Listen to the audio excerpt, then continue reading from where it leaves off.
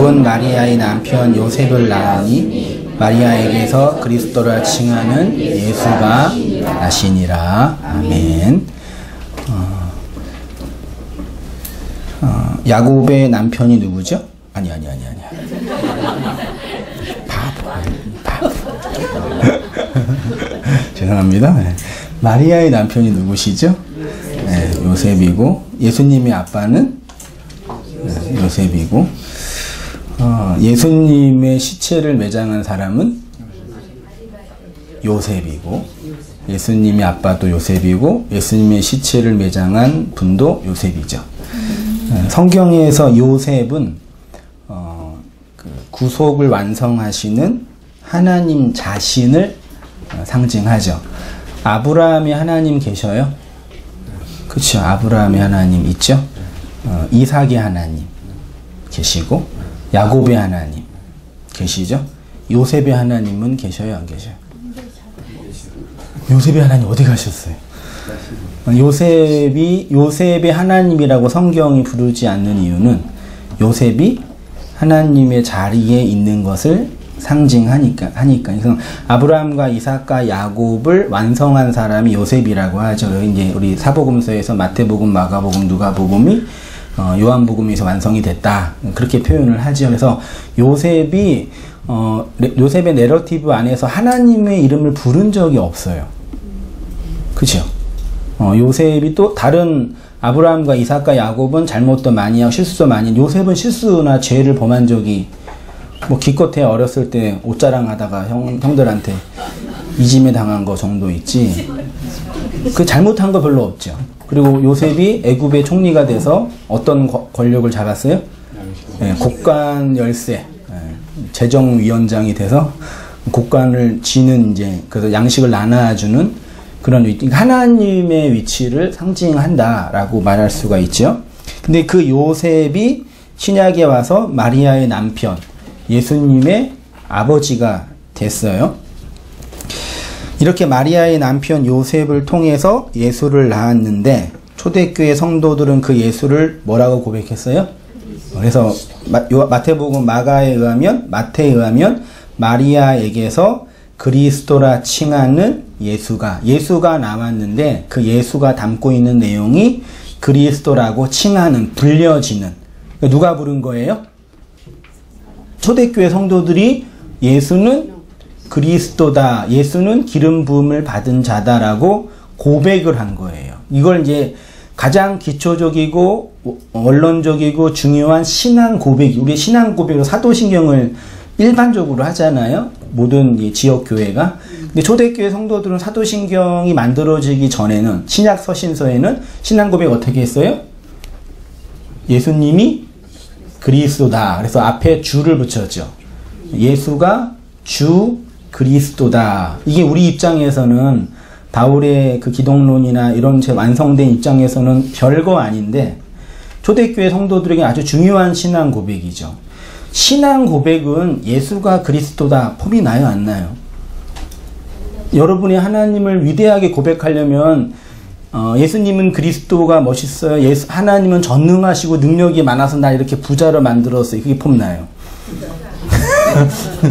그러니까 신앙 고백은 다른 사람한테 들으라고 하는 거잖아요. 물론 1차적으로 나지만, 그러려면은 이 신앙을 통해서 얻게 된 여러 가지 유익이나 어떤 힘이나 능력을 과시하는 거잖아요, 세상의 입장에서 볼 때. 그래서 우리가 이놈의 자식, 아까부터 계속 찬양하는데 걸려가지고 제가 어떻게 잡을까 고민하다가, 제가 죄송해요.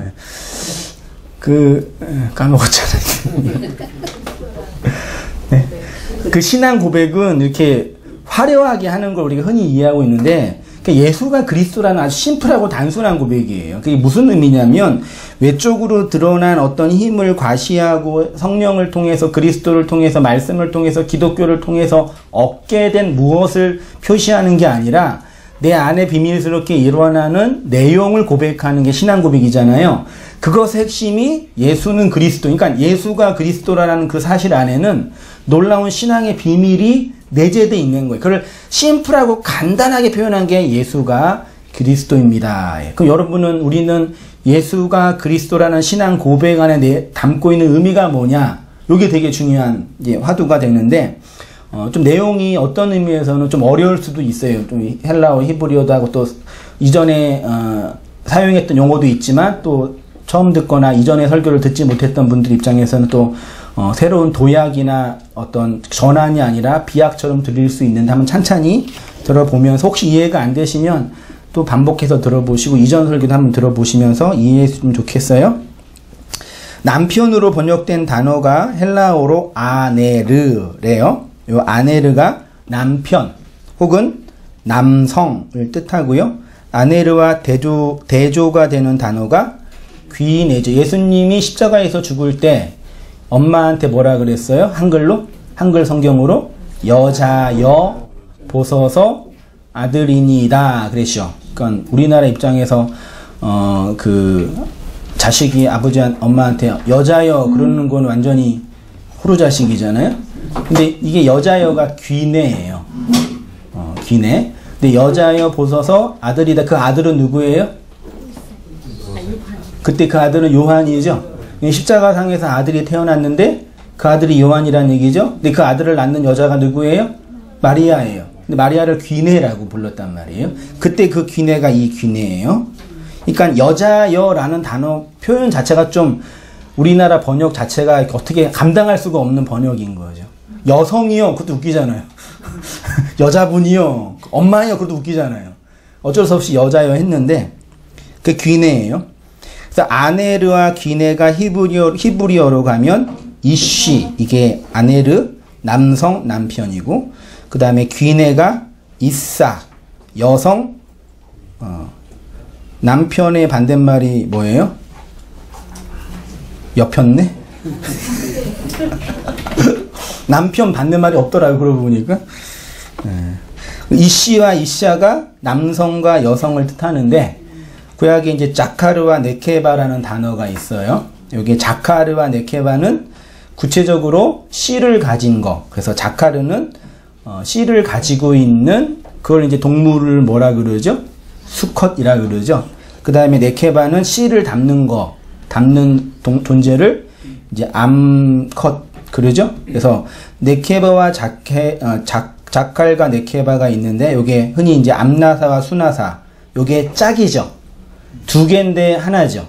그러니까 자카르 네케바는 각각 개별자로 존재할 수 없으니까 그러니까 자카르 안에는 이미 네케바가 내포되어 있는 거죠. 암나사 안에는 수나사가, 그러니까 물건 살 때 암나사만 주세요 그런 적 있으세요? 나사 세트 주세요 하잖아요. 그때 암나사 수나사 같이 하나로 팔잖아요. 그런 하나의 개념, 짝의 개념이 자카르와 네케바예요. 이게 제일 먼저 사용된 성경이 창세기 1장 27절이거든요. 같이 한번 읽어보겠습니다. 시작. 하나님이 자기 형상 곧 하나님의 형상대로 사람을 창조하시되 남자와 여자를 여기 하나님이 자기 형상 곧 하나님의 형상대로죠. 이게 형상이 첼렘인데 앞에 전치사 배가 있어요. 배는 어디 안에요. 형상 안으로 사람을이죠. 여기 사람은 누구예요? 하나님이 여섯째 날 사람을 창조했어요. 누구를 창조한 거예요?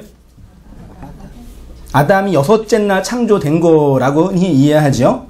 이건 아담을 창조한 거예요? 인류를 창조한 거예요? 하나님이 최초로 창조한 사람은 누구예요? 그 이후에는 셋은 하나님이 창조했어요? 그러면 창조한 실체는 누구뿐이 없어요? 아담뿐이 없죠. 아담을 창조했죠. 근데 이게 언어로는 하아담이에요. 하는 정관사. 원래 아담의 뜻이 뭐예요? 흙, 사람. 아담이 사람이고 사람이 아담이니까 사람을 창조했죠. 근데 그 사람은 인류 보편의 사람이 아니라 그 한 사람이에요. 인간을 창조했다는 얘기가 아니에요. 그 창조론이 아니라는 얘기가 아니라 이 본문은요. 아담을 창조했는데 또 말이 안 되죠. 그 사람을 창조했잖아요. 그 사람은 남자예요, 여자예요? 아담. 남자잖아요. 근데 뭐라 그래요 또? 남자와 여자. 이 말이 되나요? 하와를 누가 창조했어요? 정신 못 차리시죠? 하와 어떻게 나왔어요? 하나님이 창조한 건 맞죠? 갈비뼈에서 빼서 창조한 거잖아요. 아담은 흙에서 창조했고 이 본문은 하와 창조 얘기하는 거예요, 안 하는 거예요? 이 본문에서 하와가 있어요, 없어요? 아예 목사님 자카르 남자고 하와고 아니 아담이고 여자 네케바 하와잖아요. 그렇게 하면 돼요, 안 돼요? 그렇게 했잖아요, 여태까지요. 알게 모르게 무의식 속으로 사회적 무의식이라 그러는 거를요. 암암리에 이렇게 보는 거 그게 아니에요. 형상대로 사람을 하아담 그 아담을 창조하시되 이게 완료된 거예요. 바라인데 완료된 완료형. 그러니까 창조했어요, 안 했어요? 끝났어요, 안 끝났어요? 이미 아담을 딱 만들었어요. 끝. 그 다음에 바브가 있어요. 그리고 남자와 자카르와 네케바를 창조했어요. 요거는 미완료로 되어 있어요. 그 미완료는 동작이 끝난 게 아니에요. 그러면 창조하고 계시는 거예요. 그러니까 아담을 창조한 다음에 다시 그 아담이 담고 있는 내용을 자칼과 네케바로 설명하는 거예요. 제 이제 성경을 보는 해석의 측면이에요. 그러니까 하나님이 처음부터 아담과 하와를 딱 창조했다가 아니라 인류의 대표는 아담입니다. 아담을 딱 창조했는데 끝났어요. 그리고 그 아담의 내용을 다시 얘기하는데 뭘 창조해 가시는 거예요. 창조됐어요. 끝나고 다시 설명하는 거예요. 뭘 창조해 가시는 거예요. 그게 자카르와 네케바예요. 한번 들어보세요. 하나님의 형상이 무엇이라고 하냐면 자카르와 네케바 그 형상 안에 바라 창조하셨는데 형상 안으로 그 내용이 자카르와 네케바입니다. 여섯째 날 우리의 모습이 자카르와 네케바예요. 다섯째 날 바다의 물고기와 하늘의 새로 살아가는 우리에게 다섯째 날 그러니까 그러니까 프로이드에 의하면 인간을 대여섯 단계로 구분하잖아요. 맨 처음을 뭐라 그러더라? 구강기인가요? 구강기 공부했었는데 까먹었어.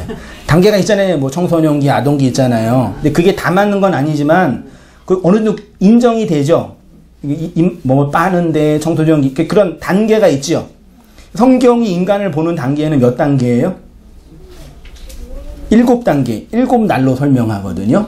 그러니까 성전 바깥에까지가 5날이라 그랬고 성전 안으로가 6날이고 안에서 통과하는 7날이라고 흔히 얘기해요. 그렇게 보는데 다섯째 날에 뭘 만드셨어요? 바다의 물고기, 공중의 새지요. 부정한 거, 율법, 짐승이죠. 그러니까 모든 인간은 태어난 그 존재는 뭐라고 봐요? 흔히 짐승이라 보죠. 그래서 우리나라 민족 신화에도 사람이 되기 전에 뭐였어요?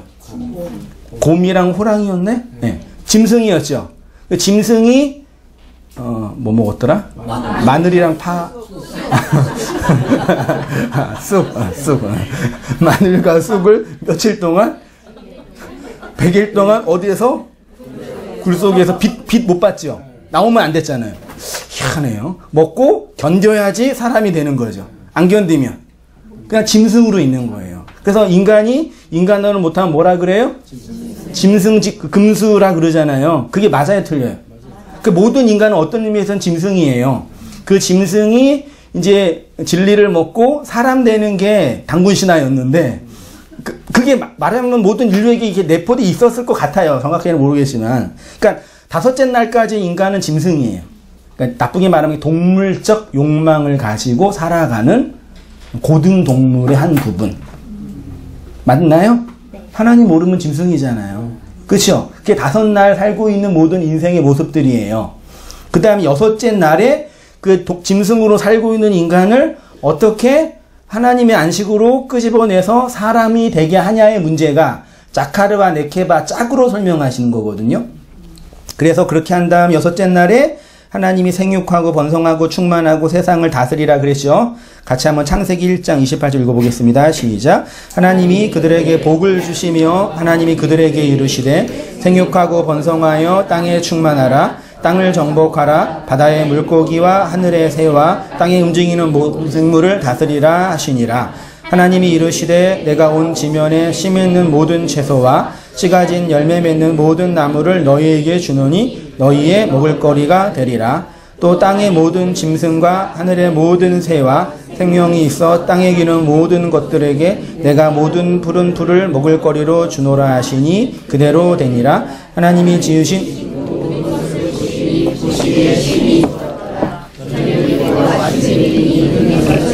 이 여섯째 날 인간을 창조한 다음에 뭐 주셨어요? 먹을거리. 이거 먹고 뭐 되라고요? 일곱 날로 오라고요. 사람 되라고요. 씨 맺는 채소요. 이 먹을거리를 줬잖아요. 당군 신화랑 연결할 필요는 없어요. 그냥 개인적인 그냥 생각이니까요. 이 페이지로 가겠습니다. 요 자카르라는 단어를 보니까요. 여기 기억하다 동사 여기 자음은 똑같아요. 자카르라는 동사에서 왔는데 이게 기억하다, 상기하다, remember 있죠. remember me 그러잖아요. 기억해줘. 요 기억하다예요. 자카르가 네케바는 나카브에서 왔는데 나카브는 뚫다, 찌르다 이 뜻이에요. 성경에서 하나님이 이스라엘 백성에게 자주 하신 말이 뭐예요? 기억하라 그러죠. 하이데거라는 철학자는 언어는 존재의 집, 우리는 언어라는 집에 살고 있죠. 언어라는 집에 살고 있어요. 언어가 없어지면 집이 없어지는 거거든요. 그렇게 말했는데 이 집으로서의 언어는 어떤 언어냐면 기억된 언어예요. 엄밀하게 말하면 기억이 존재의 집이다. 만약 인간에게 기억이 없다면 어떻게 돼요? 눈 떴는데 어제 아무런 기억이 안 나요. 어떻게 돼요? 어떻게 되는 거예요? 그 존재 자체가 없어지는 거죠. 그래서 멤멘토라는 영화가 있는데 한 사람이 병에 걸리는데 5분 전 기억만 기억해요. 그래서 메모지를 다 써놔요. 그러니까 기억을 잃어버리니까 자아가 없어지는 거예요.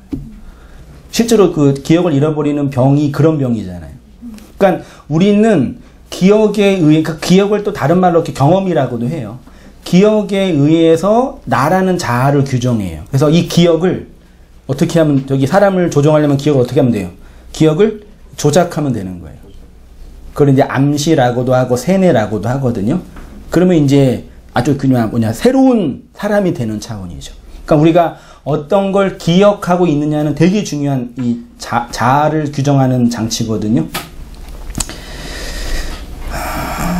기억을 잃어버리면 모든 걸 잃어버리고 자아와 타자를 모조리게 잃어버리게 됩니다. 잊어버리면 잃어버리죠. 망각하면 존재 상실. 그러니까 우리는 살면서 행복하려면 어떻게 해야 돼요? 좋은 기억을 저장하고 나쁜 기억을 버리면 행복하거든요. 낙천적인 사람이 이걸 잘해요. 근데 비관적인 사람은 반대예요. 좋은 기억은 잊어버리고 나쁜 기억만 담아서 그걸로 살아가는 거예요. 나중에 심리 또 보면 재미있는데, 그래서 인간은 본능적으로 자신의 자아를 정당화하기 위한 장치로 기억하고, 그렇지 않은 것은 망각하고, 흔히 상처 잘 받는 사람들의 심리를 보면 나쁜 것은 잘 기억하고 좋은 것은 쉽게 잃어버려요.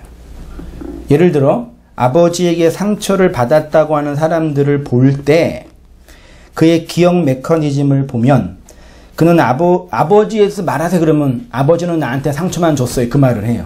근데 그게 맞아요 틀려요? 나 때린 것만 기억하고 뭐 안 준 것만 기억해요. 근데 실제로 아버지 얘기를 들어보면 많이 줬는데 좀 때린 적은 있긴 있고 내가 좀 잘못한 게 있는데 안 주지는 않아서 그런단 말이에요. 그러니까 어린아이의 심성에 그걸 트라우마라 그러죠. 그러니까 부정적인 걸 더 많이 기억하는 거예요. 심리적으로. 근데 그게 어린아이만 그런지 아세요? 사람과 관계에서 보세요. 10번 잘하다가 한 번 못하면 한 번 못한 것으로 10번 잘한 거를 제로화 시키죠. 사람들의 심리, 이상한 그런 심리가 있어요. 그래서 정당하게 서운한 적이 있단 말이에요. 그러면 나를 좀 서운하게 했대. 그치만 저 친구가 나한테 10번은 잘했으니까 내가 그래요? 그러세요 안 그러세요? 안 그래요. 나 10번 잘한 게 다 없어지는 거예요. 그래서 사람과의 관계가 그래서 힘든 부분이 있거든요. 근데 이게 이제 부정적인 성향의 사람은 그런 메커니즘을 자기를 정당화해서 그게 이제 분노가 되고 이제 자기를 보호하는 그 이상한 장치가 돼요. 그래서 이제 타자한테 핑계를 주는 거. 내가 이렇게 된 거는 누구 때문이에요? 아빠 때문이야. 엄마 때문이야. 나라 때 이런 식으로 자기를 보호하니까 그러니까 자기 보호 장치의 최악의 발악이에요. 그게 심리적으로 볼 때도 그래요. 그래서 행복하려면 성령 받는 것보다 망각하면 돼요. 아, 진짜라니까요. 적절하게 잘 잊어버리면 되는데, 이 트라우마라는 게 안 잊어버려요. 딱 각인이 돼가지고, 그걸로 평생 가는 거예요.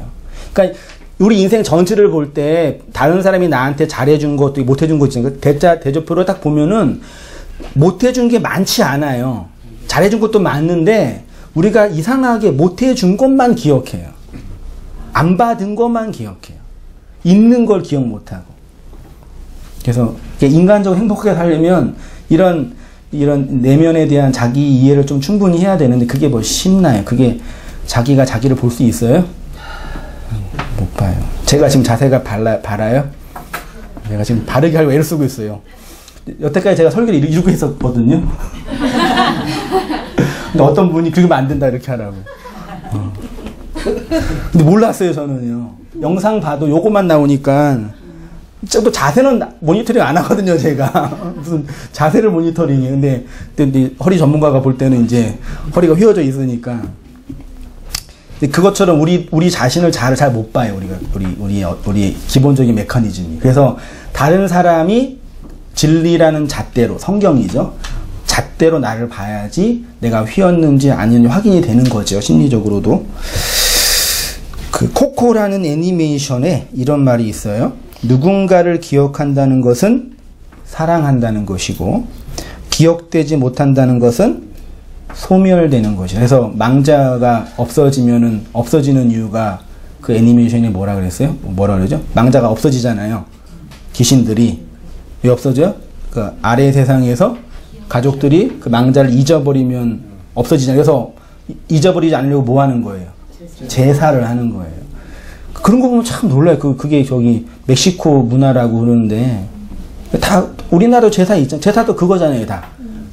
우리 먼저 돌아가신 부모님이나 선조들을 기억하는 거잖아요. 그래서 우리가 같은 뿌리에서 나왔고 우리가 싸우면 안 되고 행복하게 살아야 그런 거 배우는 거냐 사실 제사에서요. 근데 요즘에 제사할 때 그런 거 배워요? 왜 너는 안 왔니? 너는 왔네. 늦게 왔네. 저는 왜 안 붙이네. 그러고 싸우고. 인간이 그렇게 바보라니까요. 그래서 전 세계 모든 민족이 망자를 기억하는 제사, 관습을 가지고 있어요. 가나안 땅에 입성할 때 이스라엘에게 모세가 설교한 내용의 핵심도 이것입니다. 애굽 땅 종되어 있었던 너희를 구원하신 하나님을 뭐하라고요? 기억하라. 이게 언약의 핵심이에요. 우리가 매주 모이잖아요. 바쁘게 생업하고 힘들게 생활하고 있는데 굳이 이렇게 멀리서 다 오시나요? 일산에서도 오시고 운정에서도 오시고 또 어디서 또 아파도 오셔야 되고 다리 저으면서 오시고 피곤해도 오시고 왜 굳이 모여서 이렇게 알고 있는 말씀이잖아요. 다 들었던 말씀이고 그 말씀이고 매주 똑같은 말이잖아요. 하는 이유가 그런 언약과 관련되어 있는 거예요. 인간은 망각하는 존재이기 때문에 말씀을 듣지 않으면 어떻게 돼요? 그래서 우리 가끔 일 때문에 환경 때문에 막 몇 개월 동안 못 오면은 몇 개월 만에 온 지체들이 하는 얘기가 목사님 이러다가 내가 없어질 것 같아가지고 죽을 것 같아서 왔다고 이런 고백하잖아요. 그게 자기가 아는 거예요. 그러니까 내가 그러니까 말씀을 잊어버리고 있다라는 그런 자각이 일어나는 거죠. 그러니까 이거를 확장해서 생각해보세요. 집에 가서 말씀을 들었던 거 묵상하고 새겼던 거 생각하고 이게 말씀을 상고하는 거잖아요. 그 데살로니가 교인들이죠. 신사적이어서 집에 가서 말씀이 그런가 하여 말씀을 그 되새긴 줄 하는 거잖아요. 그 되새긴 줄 하는 짐승이 정결한 짐승이고 그렇게 정결한 백성으로 살아가는 게 성도고요. 다 그런 언약. 그러니까 영미권으로 이민간 그 1세대 분들은 언어를 잃어버리지 않지만 1.5세대나 2세대는 언어를 잃어버리죠. 이따가 한국으로 오면은 한국이 적응해요, 못해요?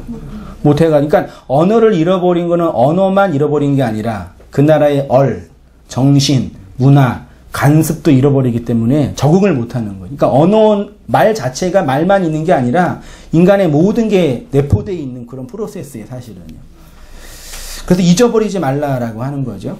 하나님과 하나님이 행하신 일이 여러분의 기억 속에 망각되었다는 것은 하나님 없는 자가 되었다라는 그런 자각이 일어나죠.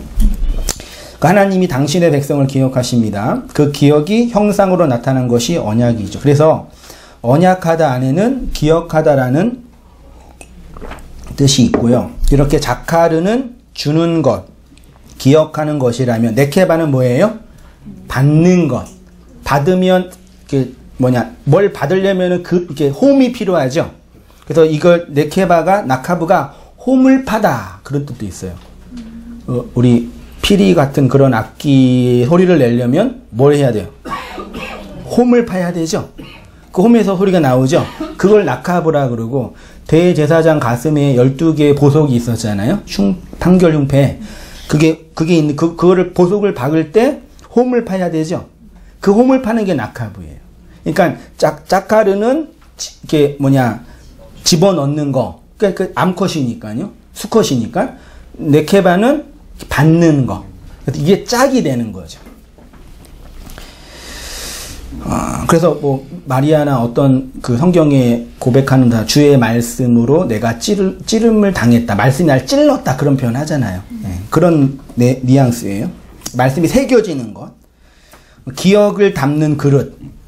여섯째 날 하아담을 창조하실 때 하나님의 기억과 그 기억을 담는 그릇이 그 안에 내재되어 있었다. 그걸 창조해 가신다. 그 뜻입니다. 그래서 그런지 모든 인류에겐 신에 대한 기억이 무의식 속에 내재되어 있죠. 모든 인류에게는요. 하나님이 여섯째 날 사람을 창조하셨는데 본문에서 말하는 사람은 일반 명사가 아니라 고유 명사로서의 그 사람, 하아담이에요. 맞죠? 그러면 사람이라는 일반 명사가 있잖아요. 사람, 여러분 사람이죠? 사람은 남자예요? 여자예요? 우리가 오해하고 있는 것은 여섯째 날 하나님이 사람을 창조하셨는데 사람은 남자로서의 아담, 여자로서의 하와 정도로 이해하는 것인데 그게 아니라 그 아담을 자카르와 네케바라는 짝으로 창조했다. 이해 안 되지만 뒤에 가면 다 이해되실 거예요. 자카르와 네케바가 딱 붙어 있어야지 7 안식이 된다. 그러니까 자카르와 네케바의 짝은 완료된 창조가 아닙니다. 창조에 가는 거예요. 그런데 첫날부터 다섯째 날을 살아가는 모든 사람의 모습을 보면 남성성과 여성성, 다섯째 날까지는 짐승이라 그랬습니다. 막 태어난 어린아이 있죠. 걔는 남자예요, 여자예요? 뭘로 확인해요? 성기를 보면 확인하죠. 성기는 있는데 성의 성질은 있어요, 없어요? 그러니까 성의 상징은 있는데 성을 표현하는 성질은 없단 말이에요. 그게 다섯째 날 살고 있는 사람들의 모습이에요. 들어보세요. 그래서 처음 태어날 때 이 성의 상징만 있고 성의 성질은 감추어져 있죠. 언제 그게 나타나요? 2차 성장이죠. 2차 성장을 다른 말로 뭐예요? 다시 태어나는 거죠. 그걸 뭐라 그래 성경이? 거듭남이라 그러잖아요. 거듭남 다시 태어나는 거잖아요. 두 번째로 태어나는 거예요. 그러니까 2차 성장하기 전까지는 성기는 있지만 성의 성질은 없잖아요. 근데 2차 성장이 되면 남자아이는 남성성이 확장되고 여자는 여성성이 나오잖아요. 그러면 이제 다섯째 날과 여섯째 날의 차이는 성으로서의 성질이 있냐 없냐의 그 문제예요. 2차 성장을 하면 성의 지배를 받으며 살아가게 됩니다. 그런데 성경이 상징하는 남성은 주관자, 자존자란 뜻이 있어요. 이 남성을 이씨라고 하고 이 남성에서 누가 나왔어요? 여성, 이샤가 나왔어요. 창세기 2장 20절 제가 읽어볼게요. 여호와 하나님이 아담에게 취하신 그 갈빗대로 여자를, 이게 여자가 이샤예요. 이샤, 여성이에요. 여의 성질이에요. 만드시고 그 아담에게 이끌어 오시니 아담이 이르되 이는 내 뼈 중에 뼈요 살 중에 살이라. 이것을 남자 이씨에서 취하였은즉 여자 이샤라고 부르리라. 이러므로 남자가 부모를 떠나 그의 아내와 이 아내도 이샤예요. 합하여 둘이 한 몸을 이룰 줄 알았죠. 하나님이 합한 거는 나눌 수 있어요, 없어요? 없어요? 그 하나님이 합한 걸 나눌 수 있는 유일한 능력은 누구한테 있어요? 하나님에게 있어요. 이 아담의 남성성이 이쉬입니다. 아담이 잘 때, 다시 말해 아담이 죽어서 나온 자가 여기 오타, 이샤예요. 이런 걸 오타라고 해요. 이샤예요. 여자입니다.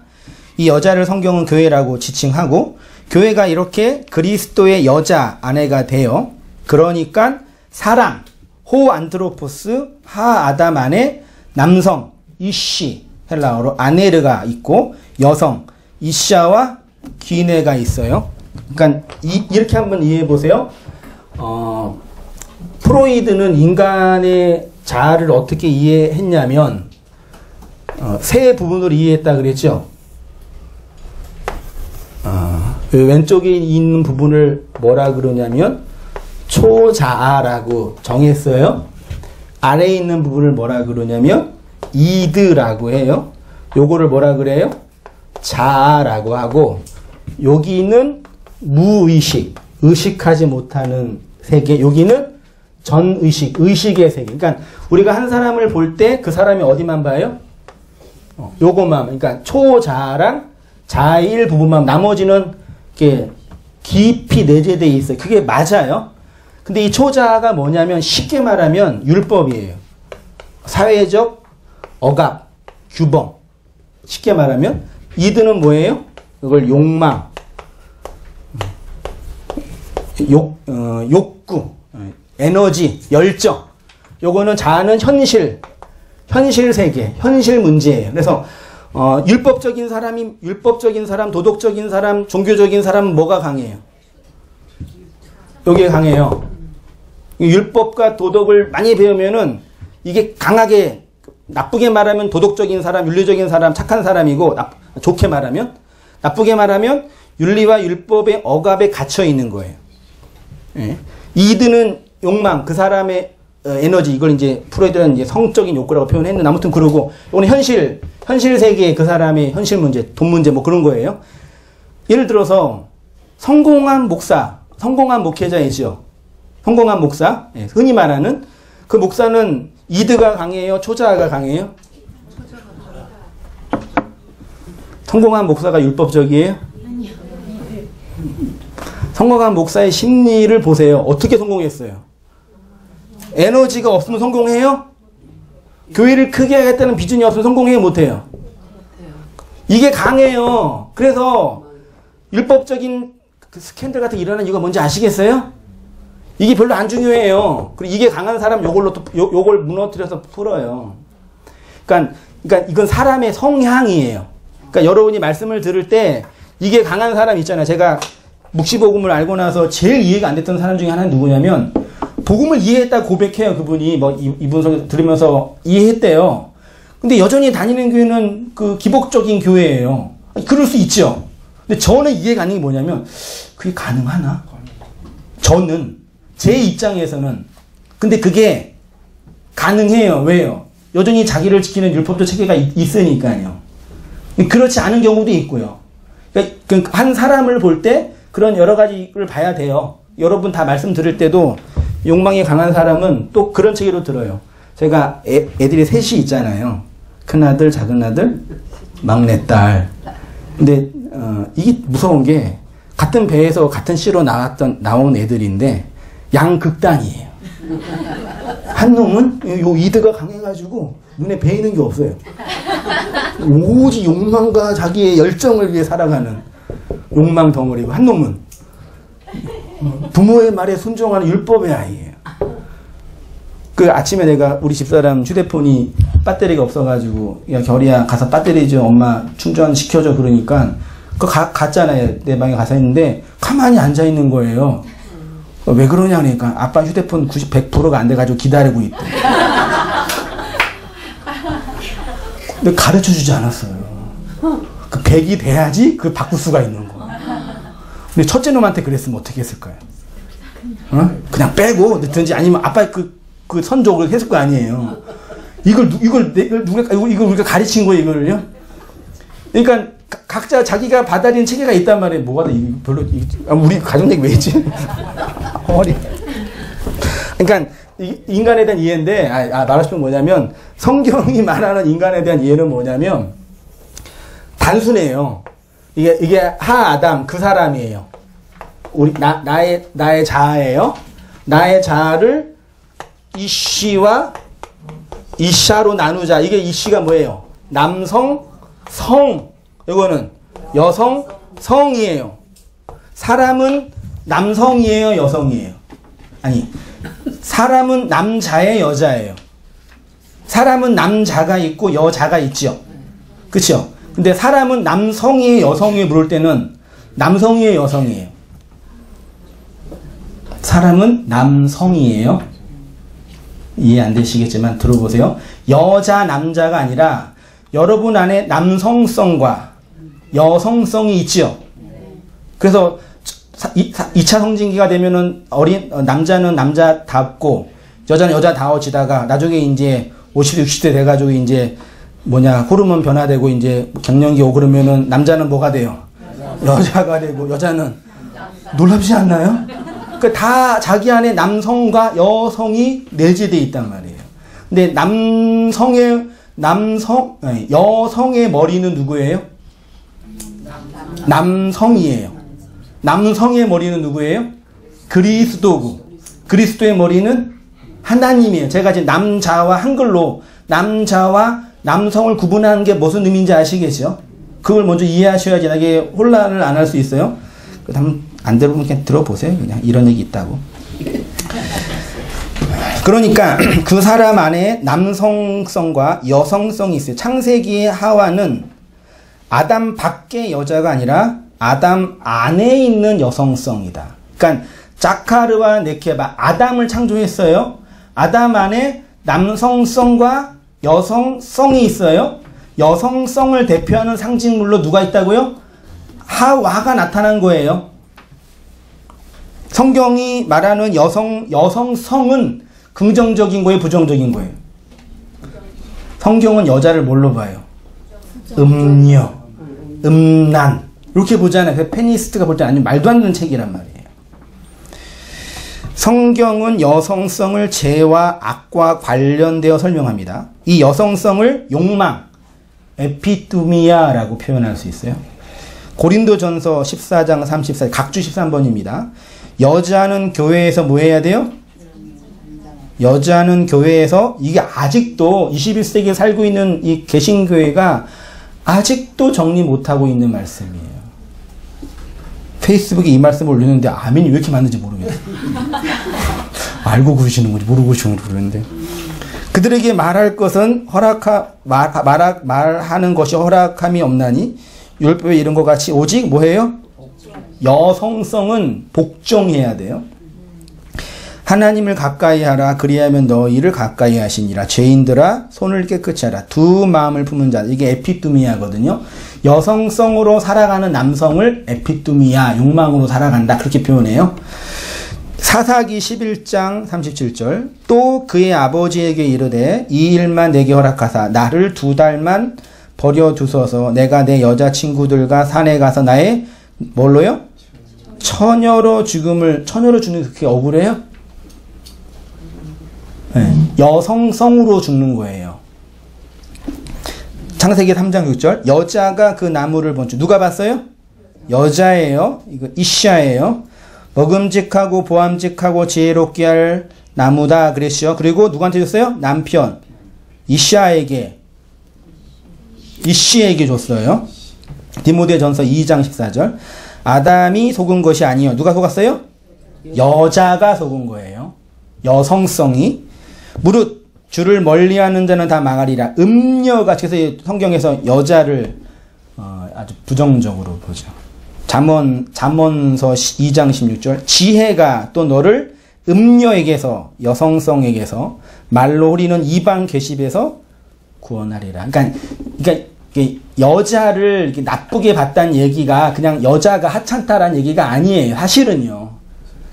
고대시대 문맥이 그랬던 것 뿐이고, 성경이 말하고 싶은 거는 인간 안에 있는 남성성과 여성성에 관한 이야기예요. 전 그렇게 보여집니다. 사람은 남성이에요, 여성이에요? 남성이에요. 제가 남자라고 하지 않고 여자라고 하지 않았어요. 사람은 남성, 남자도 남성이고 여자도 남성. 왜냐하면 남자와 여자는 사람으로 자기 주체성을 가지고 살기 때문에. 우리는 모두 남자예요.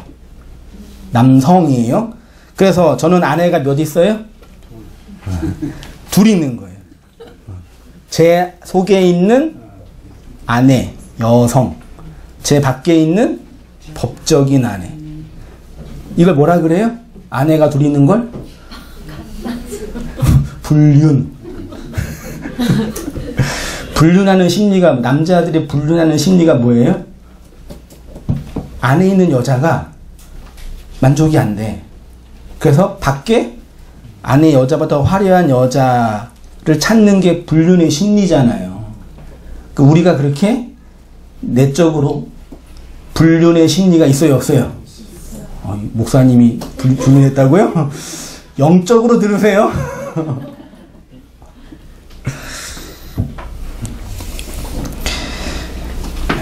내 밖에 있는 아내라는 육체의 아내와 성경에 말하는 남성은 주관자, 자존자입니다. 고린도전서 11장 3절에 그러나 나는 너희가 알길 원하노니 각 남자의 머리는 그리스도요. 여기 남자가 이쉬예요. 여자의 머리는 남자요. 여자는 이샤예요. 머리 있죠? 예. 머리는 주도권과 주체성이라고 했습니다. 여성의 주도권은 누구한테 있어요? 남성. 그래서 남성, 이씨에서 이샤가 나온 거예요. 남성의 주도권은 그리스도, 그리스도의 주도권은 하나님에게 있어요. 에베소 5장 22절 같이 한번 읽어보겠습니다. 시작. 아내들이여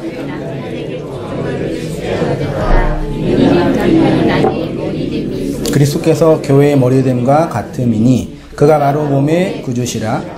그러므로 교회가 그리스도에게 하듯 아내들도 범사에 자기 남편에게 복종할지니라. 남편들아 아내들을 그리스도께서 교회를 사랑하시고 그 교회를 위하여 자신을 주신같이 하라.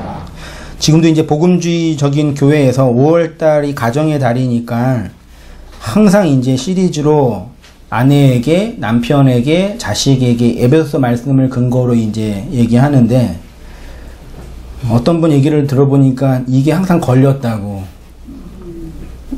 왜 여자들만 복종해야 되냐고. 그러니까 물리적으로 법적인 부부에게 이렇게 한 말이냐. 바울 시대에는 일부 다처제였어요. 그 여성은 인구의 수도 안 들었어요. 그런 여자한테 왜 사랑해야 돼요? 지금이 아니라 지금 안 하면 큰일 나요. 2000년 전에는 그냥 물건 아주 좀 있는 물건 정도였었잖아요. 근데 이게 20세기 문맥에서 통용될 수 있겠냐고 사실은요. 그러니까 현대 21세기 여성의 인권이 신장된 이 시대에서 통용되는 문맥이라면 2000년 전에는 통용이 안 됐을 거 아니에요. 근데 그렇게 얘기한단 말이에요. 그래서 어떤 분은 기독교 윤리는 아주 그 시대를 전복하는 새로운 윤리다. 그렇게 얘기도 해요. 바울이 노예제도 찬성했어요. 노예제도 나쁜 거라 얘기 안 했다니까요. 노예제도 없어지니까 몇백 년 안 됐다니까요. 그러니까 그 시대 문맥과 이해 안 되는 이야기 성경을 보는 거예요. 이게 그런 이야기겠어요.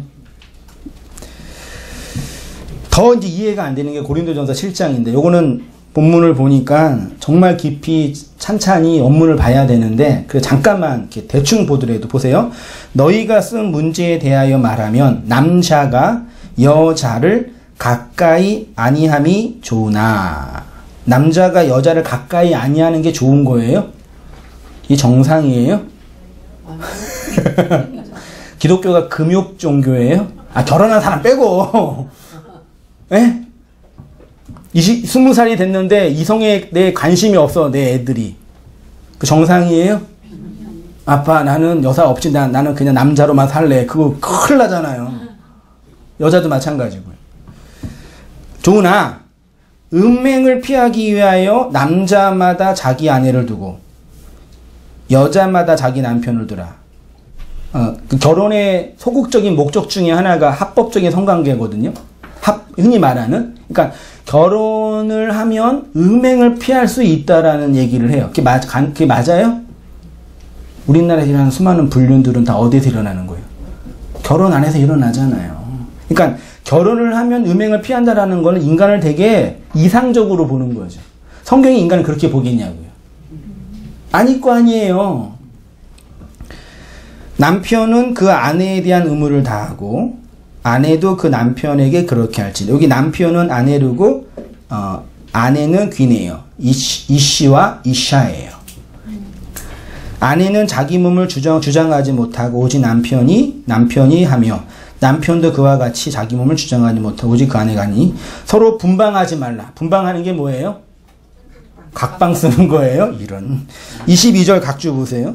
이게 헬라어로 아포스테레오예요. 약탈하라, 사치하다, 빼앗다 이래요. 그래서 마가복음 10장 19절에 속여 빼앗다, 강탈하다, 거짓말하다예요. 그러면 남성이 아내에게 거짓말하면 안 돼. 그 뜻이잖아요. 직역하면요. 뭐 각방 쓰라 그 얘기가 아니에요. 일부 다처되는데 뭐 각방이에요. 옛날 왕들은 좋은 날 자기가 골라떼면서 이렇게 들어가는 방. 우리 입장에서 2000년 전에 교회를 해석하는 거라니까요. 아이고. 분방하지 말라. 다만 기도하기 위해서 각방 쓰는 건 괜찮은 거죠? 왜 같이 하면 왜 안 돼요? 부부인데. 손잡고. 그러면 영성이 없어져요? 난 좋던데. 그러긴 거냐고요, 이게. 그래서 실제로 기독교 방송에서 그 김장한 목사님이 상담해주는 프로 있잖아요. 지금도 있을 거예요. 그래서 막 부부 문제 뭐 얘기하는데 이런 거 걸면서 뭐 기도할 때는 잠깐 토요일 날에는 성생활 하는 게 아내 입장에서 되게 부담스럽대요. 그 상담을 하는 거야. 그런 데서요. 그런 거 하는 거겠냐고 이게요.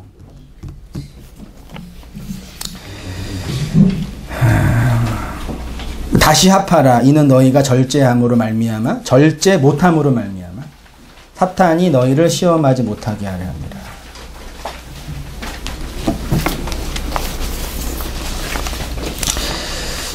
더 나중에 기회 되면 또 본문을 그러니까 이 얘기는 뭐냐면요. 이 말이에요. 그 사람, 나라는 존재 안에 아네르와 귀네가 있어. 남성성과 여성성이 있어요. 이 둘 관계가 짝이 돼야 돼요. 하나가 돼야 된다고요. 이게 누가 누구를 지배하는 것처럼, 누가 누구를 억압하는 것처럼 표현하는 거예요. 이거는 아까 프로이드 얘기처럼 말하자면요. 이게, 그러니까 프로이드는 이게 이런 증상만 얘기하고 이런 것 때문에 이런 정신질환 문제 일어난다면 얘기했는데 성경은 요게 딱 답을 냈어요. 짝! 하나가 된다 그 얘기예요. 그래야지 생명, 안식이 된다 그 얘기를 하는 거예요. 더 이제 중요한 게 로마서 7장 1절인데 같이 한번 읽어보겠습니다. 시작. 형제들아 내가 법하는 자들에게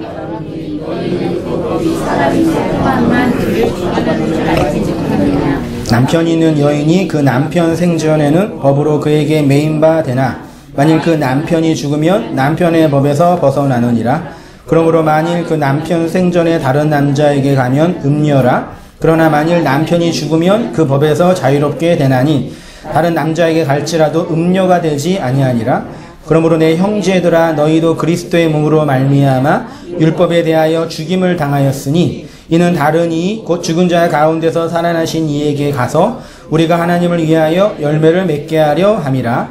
우리가 육신에 있을 때에는 율법으로 말미암는 죄의 정욕이 우리 지체 중에 역사하여 우리로 사망을 위하여 열매를 맺게 하였더니 이제는 우리가 얽매였던 것에 대하여 죽었으므로 율법에서 벗어났으니 이러므로 우리가 영의 새로운 것으로 섬길 것이요 율법의 조문으로 묵은 것으로 아니할지니라.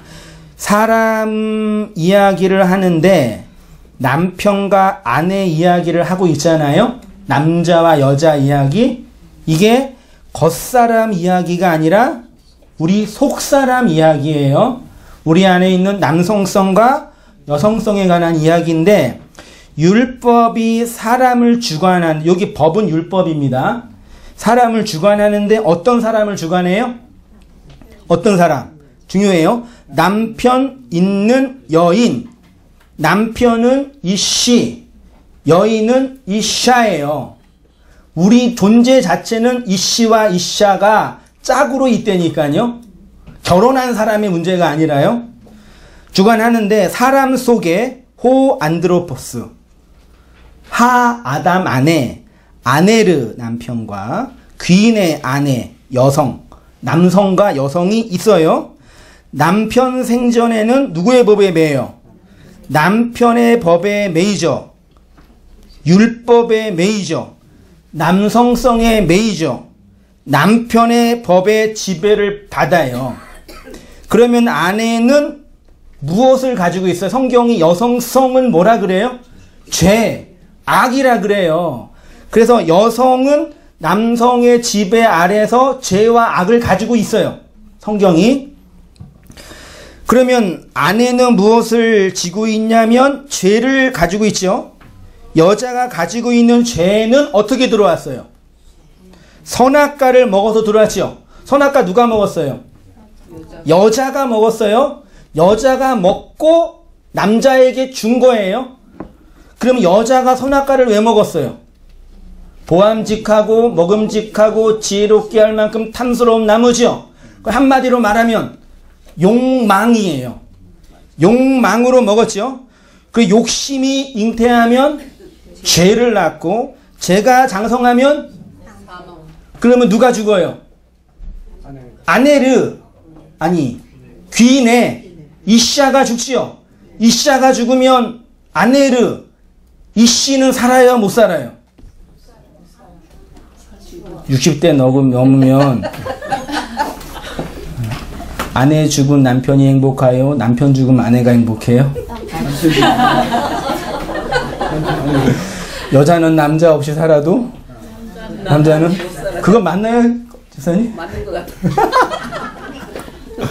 그래도 사별을 이제 60대에서 이제 남편이 죽으면 아내는 며칠 좀 곡하시다가 자유롭게 이제 여행도 다니고 등산도 다니고 몇 달 정도 고군하시고 그다음에 해방이 된 거죠. 율법의 법에서 되게 깔끔해요. 근데 이제 아내가 먼저 죽으면은 호라비는 밥도 못 먹어. 밥 어디 있어 여보 물어봐야 되잖아요. 밥도 못 먹고 일반적으로 그런다 하니 맞는지는 모르겠어요. 저는 안 그러거든요. 저는 그건 농이고요. 우리 안에 있는 여성성은 죽을 수가 없어요. 이거 누가 죽어야 돼요? 아내르가 죽어야 돼요. 남자가 죽어야 된다니까요. 창세기 2장 24절 보세요. 이러므로 남자가 부모를 떠나 아내와 합하여 둘이 한 몸이죠. 짝이에요. 하나님이 짝으로 정했죠. 이거 분리되면 안 돼요. 하나님이 한 몸으로 정한 거는 분리할 수 없단 말이에요. 그 누구만 분리할 수 있어요? 하나님만 분리하세요. 이거를 어떻게 분리해요? 남성성을 죽이고 그 남성이 없으면 안 되잖아요. 두 번째 남편을 받아야죠. 그게 누구예요? 그 그리스도예요. 그 그리스도를 통해서 두 번 결혼해서 누구를 낳아요? 아들을 낳는 거예요. 율법의 남편이 죽어야지 진리의 남편이 오잖아요. 근데 율법의 남편이 진리의 남편이거든요. 사실은요. 다윗이 우리야의 아내 바세바가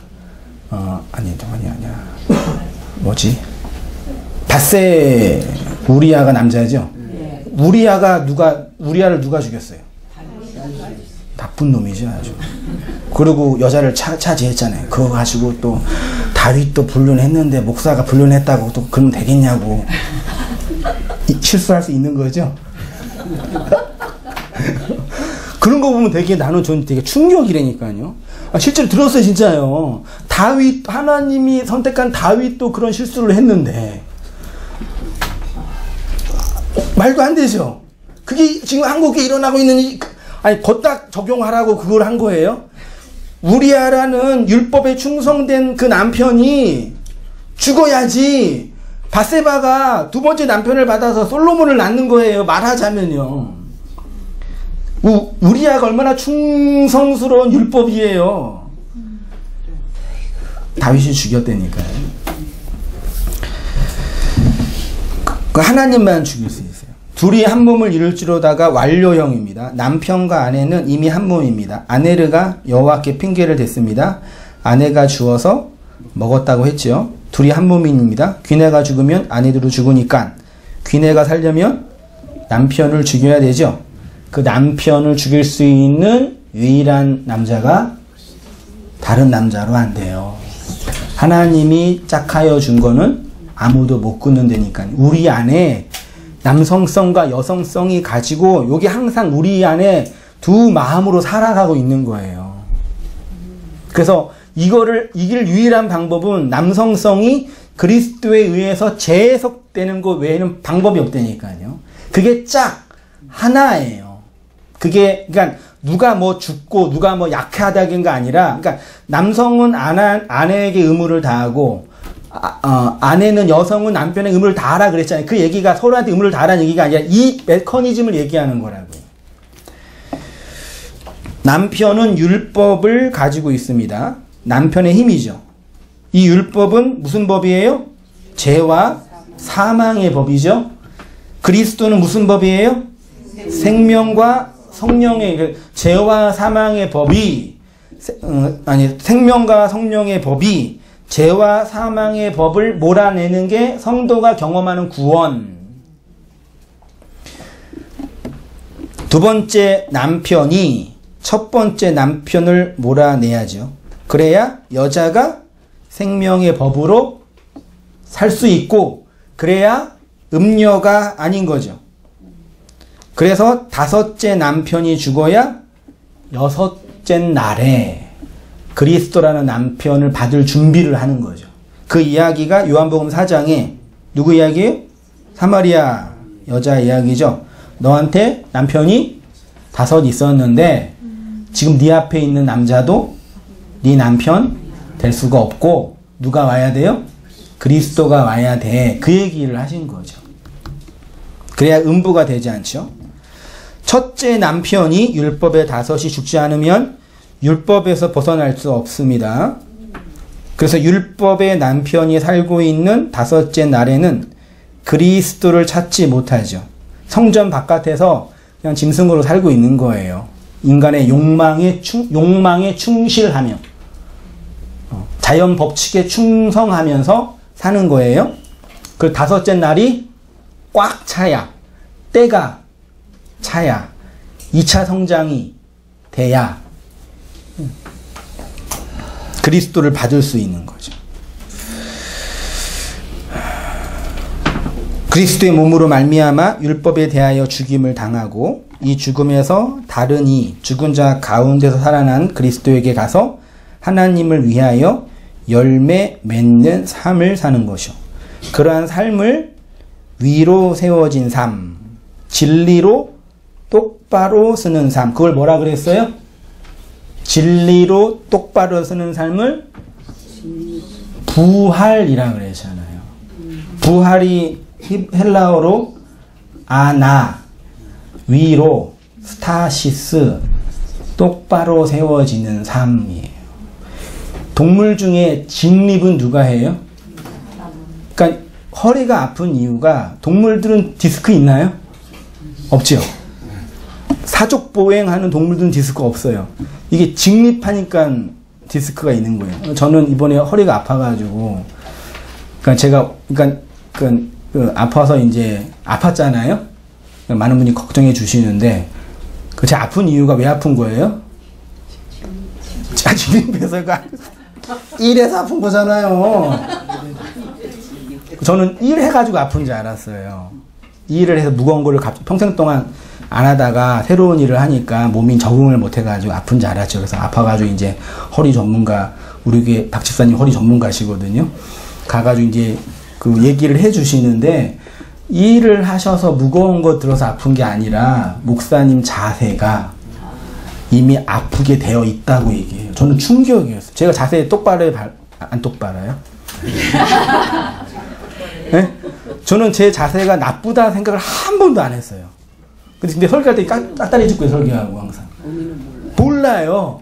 근데 아픈 이유가 40년 동안, 그러니까 항상 이렇게 어떻게 해야 되냐고 얘기하시는 박 집사님이 바른 자세로, 허리를 펴고 바른 자세로 생활을 해야 되는데 그게 가능해요? 그걸 한번 생활을 돌아봤어요. 평소에. 그러니까 일어나서 세수할 때 허리 숙이고. 자세가 다 휘틀어져 있어요. 그리고 40년을 지내니까 나도 모르는 사이에 허리가 이렇게 찌그러져 있는 거죠. 그런 상태에서 무거운 거를 갑자기 드니까 허리가, 몸이 아픈, 몸이 이제 통증을 느끼는 거예요. 그러니까 비전문가 입장에서는 왜 아픈지는 그냥 현상만 보는데, 전문가 입장에 딱 보면 딱 뒤에서 보시면 자세가 딱 보인대. 이게 저분은 허리가 아프겠고 다 아신대요. 저는 직립한지를 몰랐어요. 그래서 이게 바르냐고 딱 하죠. 근데 이 신앙생활도 보더라도요, 여러분 바르게 딱 세워져 있어요? 자기는 바르게 세워져 있다고 생각하죠? 저 바르게 있나요? 근데 보면 휘어져 있더라고요. 근데 영적인 부분에서 봐도요, 자기는 바르게, 아니, 솔직히 세상에서 바르게 안 사는 사람이 어디 있어요? 다 열심히 살죠. 맞잖아요. 근데 진리의 잣대로 그의 척추를 딱 갖다 대면은 휘어져 있다니까요. 그래서 어떻게 해야 돼요? 이번 주에 가가지고 막 허리 누르시고 죽는 줄 알았거든요. 그 뭐라 그래요? 아무튼 그거 있어요? 우리 집사람까지 덤으로 이제 등까지 아파가지고 이제 이번 기회에 좀 새롭게 거듭나고 싶어가지고 저희가 통증이 저희 집안을 지배하고 있거든요. 아침에 일어나면 여보 허리 아파 등 아파 맨날 그래가지고 제가 눌러주는데 그걸로 안 되겠더라고요. 그런 기준으로 내가 휘어져 있는지 아니면 확인이 되는 거잖아요. 말씀이라는 잣대가요. 그렇게 진리로 똑바로 서는 게 부활이라니까요. 목사는 아파도 은혜를 받아. 죄송합니다. 그러니까 생각해 보세요. 어떤 분은 심지어 그렇게 비난할 수 있잖아요. 목사가 하나님 의지하지 않고 세상의 힘과 돈을 의지하려고 돈을 벌려고 하니까 하나님이 허리를 치신 거다. 그렇게 여러분 중에 그렇게 말하는 분이 안 계시지만 그런 분이 꼭 계셔요. 그런 얘기 듣고면 제가 이제 마음이 좀 우울하고 그러면은 어떤 생각이 들겠어요? 아, 진짜 내가 하나님 의지하지 않나? 내가 좀 지은 죄가 생각할 거 아니에요. 바보 멍충이가 되는 거죠. 그런 식의 왜곡된 방식으로 문제 해결이 너무 많은 거예요. 그러니까 몰라요. 다 무지해요. 다 바보예요. 인간의 이 육체도 그 정도인데 영적인 원리는 오죽하겠어요. 그러니까 우리가 영적으로 내면적으로 볼 때 그런 무지야 왜곡된 판단으로 나를 분석하고 나를 곡해해가지고 망가지는 게 너무 많다니까요. 그렇게 하다가 너무 허리 아파하면 이제 병원 갈 거 아니에요. 병원 가면 뭐라 그래요? 수술을 하라 그러잖아요. 병원은 이제 돈을 벌어야 할 그런 대단이니까. 수술을 하고 또 그러면 아프고 또 그러면 그럴 거 아니에요. 그거 생각하니 깜깜하더라고요, 진짜. 이 지식이, 바른 지식이 이해되지 않으면 손발이 고생한다는 얘기가 맞는 거예요, 그러니까. 육체도 그 정도인데. 그러니까 우리가 인생 살 때 아이 키우는 거, 관계 맺는 거, 뭐 돈 버는 거, 사업하는 거, 모든 부분에 이런 게 다 내재되어 있는 거죠.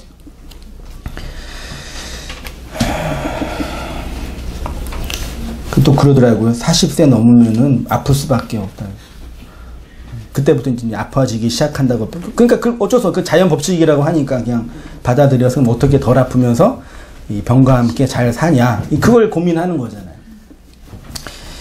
그런 삶을 진리로 똑바로 세워지는 삶, 바르게 세워져서 직립하는 삶이라고 합니다. 이런 삶을 열매 맺는 삶.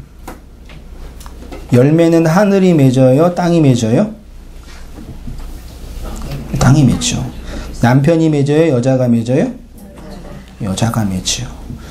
땅이 열매를 맺고 아내가 열매를 맺습니다. 그래서 마리아가 그리스도라 칭하는 하나님의 열매를 낳은 거죠. 이렇게 그리스도를 열매로 낳고 성경으로 그 열매를 증언하며 고백하는 삶이 성도의 진리로 똑바로 살아가는 성도의 삶이지요. 우리 모든 성도님들이 그리스도가 우리를 온전하게 하고 안식하게 하고 하나님께로 이끄시는 그 내용으로 살아가시는 복된 성도님 되시기를 부탁드리고 축원드리면서 말씀 마치겠습니다. 기도하겠습니다. 하나님 아버지, 우리에게 내려주신 인생과 시간과 삶과 공간의 내용들을 하나님이 그 말씀과 내용으로 잘 해석하고 받아들여져서 하나님이 원하시고 기대하시는 그 삶으로 오롯이 세워져 가는 모든 삶이 다 되어지도록 아버지 인도해 주시고 은혜 내려 주시옵소서. 율법 아래 매인바 되었던 우리에게 찾아와 주셔서 그리스도의 그 생명과 은혜로 그 말씀을 받아서 자유의 안식에 거하는 삶이 무엇인지 가르쳐 주셨사오니 그 내용을 묵상하고 되새김질하고 또 생각하고 나누면서 진리 안에서 풍성한 우리의 모든 삶이 다 되어지도록 주님 인도해 주시고 은혜 내려 주시옵소서. 감사드리며 예수님의 이름으로 기도합니다. 아멘.